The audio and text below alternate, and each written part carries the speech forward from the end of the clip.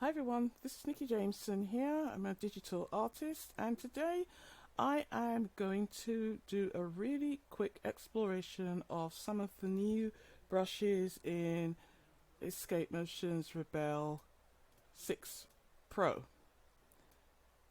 Pro 6 actually, I get them very mixed up. Okay, so Rebelle 6, as we'll call it, has just been released. It was released December 16th. The day of recording is December 17th. So actually, It was released on the 15th, and today is the 17th. So it's only been out a couple of days, and I haven't really had a chance to explore all of it. But I just thought I would just have a little play around, and I will just show you some of the new brushes in Rebelle 6, because it does come with quite a few new brushes. So what I'm doing here is that I've already started. I did actually start recording this, and the video was very weird, so I'm actually doing this again. However, I started a layer above my canvas layer. So my canvas layer is layer 1. I'm using a coarse canvas, and I decided that I would start with the watercolor layer. And you can see how the watercolor, I'm using the round 3.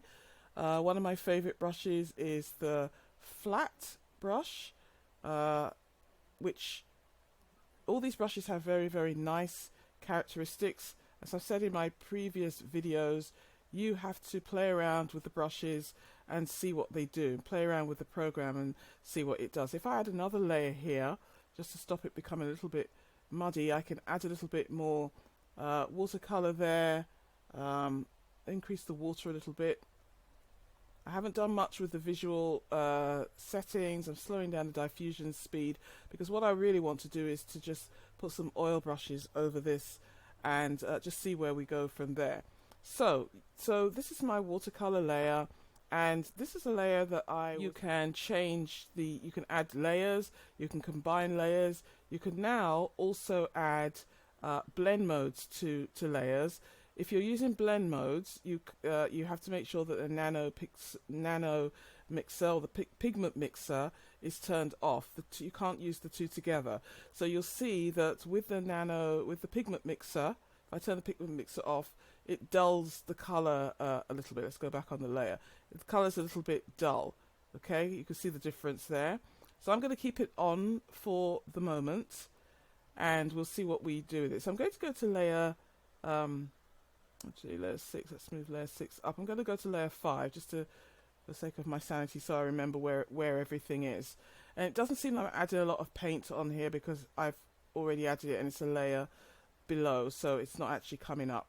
And then what I'm going to do is so we're in the watercolor at the moment. First of all, I'm going to show some of the brushes here in the granulation section. So a couple of the new brushes are called Granulation, and I'm going to reduce the size, increase the water a little bit, increase the opacity and loading, and you can almost use these granulation brushes almost as sketching brushes.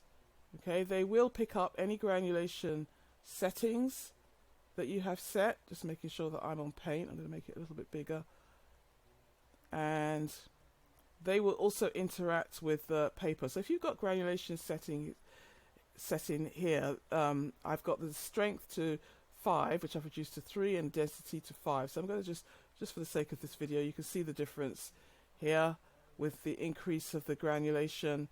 Makes a much bigger footprint there. Okay, so if I reduce the density a little bit and maybe reduce the size, I get a smaller mark. And that in fact was what I was doing at that point.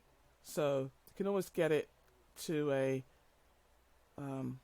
use it as a sketching option. If you want to really blend that, which I like to blend, you can reduce the loading. I'll try and reduce the loading, increase the size, and then you can just blend that like an ordinary brush stroke. Okay, so that blends in quite nicely. So that's granulation 2. Granulation 1. Let's have a different color here. It's just a variation of the brush. That one has less water in it. Okay, so that is just something that you can play around with. So I think we've got our watercolor settings here. So what I want to do is go to the oils and acrylics brushes, and then play around with some of the new brushes here. And the new brushes here are, there are some brushes so for grunge brushes, and in fact I can keep them on that layer. So they lay down, make a really nice mark. I'm going to try and vary up some of my colors here so you can see them. Oh, that's not what I want. I'm going to try and pick from the as well. So they're kind of oily, and they are in the oils and acrylics, but they have a flat appearance to them. Let's take this yellow here and some of this orange. Okay, so you can see that it's a bristly stroke here, and in Rebelle 6 we now have options whereby you can actually see how well that goes on. You can actually change the makeup of the brush. So in the brush creator, the shape and grain, and even how it puts on paint with the impasto, the amount of smudge, the paper texture strength, and the paper texture contrast.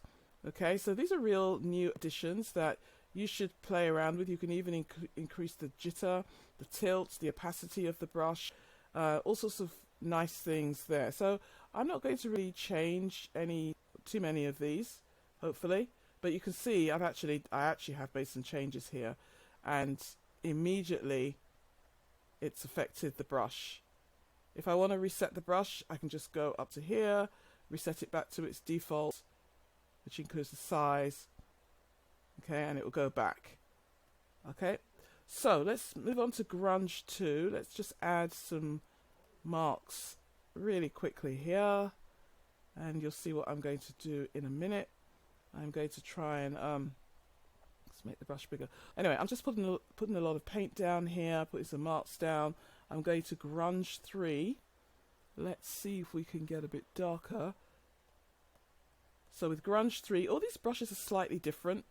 They will change depending on the interaction, the paper texture you use. So let's say I've got a look of foliage here. So this is very, rough and ready, as I like to say.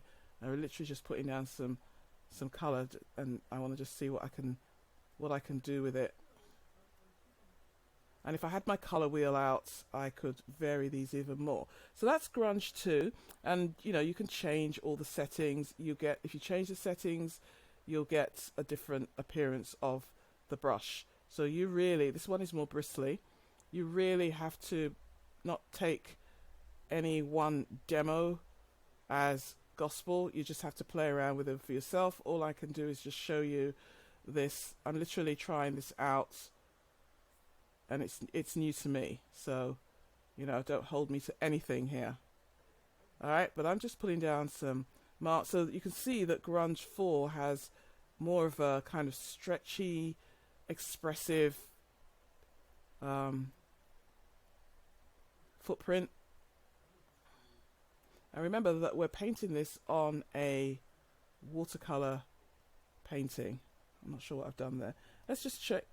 These two brushes are called Shred, and they have kind of like the look of shredding paper. They're a little bit like the thick oil paint brushes in the same category. Okay, and one other great thing that Rebelle has introduced in this one is the favorites. So if you have a favorite brush, I'll just go there. If you have a favorite brush, you can now add them to a new I don't know, like almost like a palette that you would find in something like Coral Painter.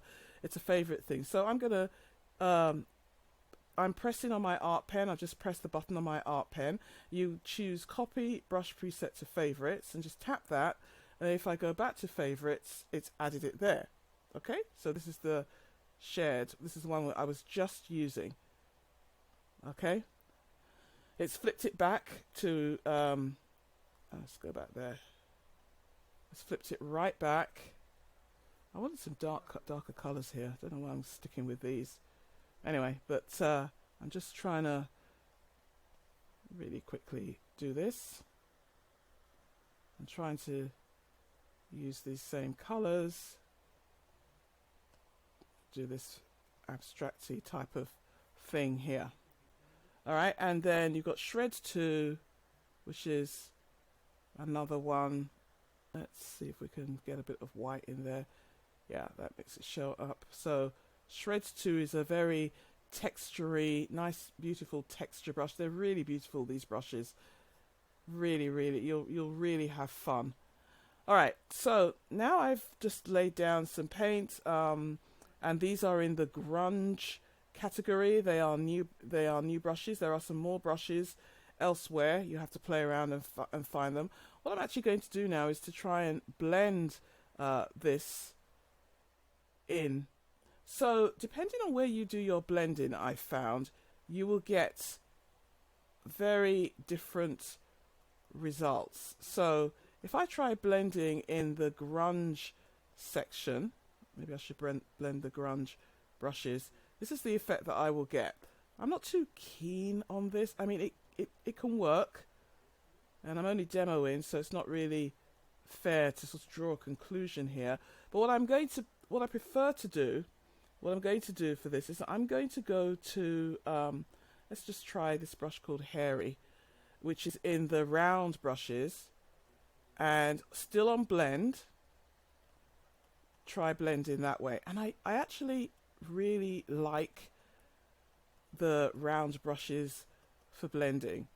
One of the things, and I don't know whether I've mentioned it already, so I don't want to sound like a broken record, we're on full blending mode here, is that I do feel that the brush sizes in Rebelle, in the Rebelle program, do leave a lot to be desired. I like to work with a big brush for blending at least, and I often find that some of the brushes, they're great, but you just have to be patient and understand that they're not always as large as you might be used to. So in my other painting program, the brushes can go up really big, which means that you can cover a lot of real estate with a lot fewer strokes. Okay, so that's just something to keep in mind. I just wouldn't let it detract from what you're doing, especially if you're doing detail work. You probably don't need big brush strokes anyway, but it is something to, that I'll be giving feedback on, because if you're doing a lot of painting, tapping like this, your fingers are going to get very tired very quickly, or your wrists. I'm already feeling it in my wrists. So make sure you stop and rest if you are feeling that. Okay, so now what I'm doing is, as you've seen, I've blended this. I used the brush Hairy. You can alternate the brushes. Like for this one, it is rough, dry. I found the best way to, and I'm actually on that same layer. So you know what, I better like this, otherwise I have to do it all over again. But that's not a problem. It's just very experimental. I'm going back to Hairy. I'm going to reduce the loading, and I'm going to reduce the oiliness to get more of a blend going here. Okay, the round brushes tend to be good for blending, just in my opinion. All right, trying to be a little bit more. You can see a tiny little bit of catch up here. Wasn't happening before, so it could be because I'm recording this. It feels going on like real paint, And I think with the watercolor background, you know, you can, because these things mix so well, you can really get quite, I'm going to move that, close that, we don't really need that, and just move that a little bit.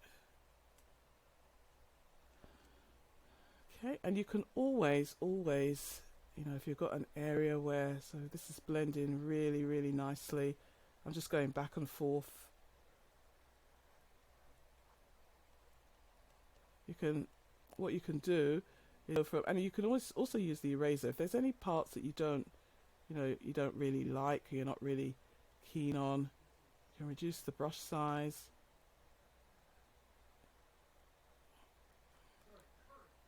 Reduce the brush size without it sticking on that. And you can go back to blend. See, you had a bit of lag there. That's what that thing was, it was pending. See, you can just see the catch up. Let's increase that a bit. I mean, you just experiment and play with it, and you could perfect this. Yeah, so this is really just a very quick, I created quite a nice abstract here. Probably play about with that a little bit more, sort of blend that in.